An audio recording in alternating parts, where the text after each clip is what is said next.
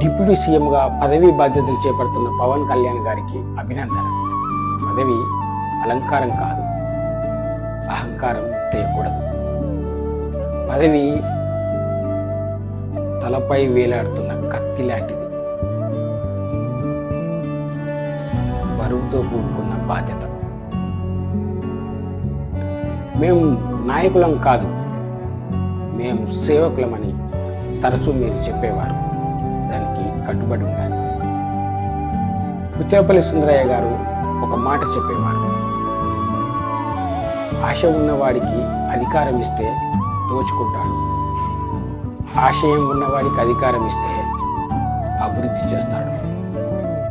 ఇది నిజం చేయాలి.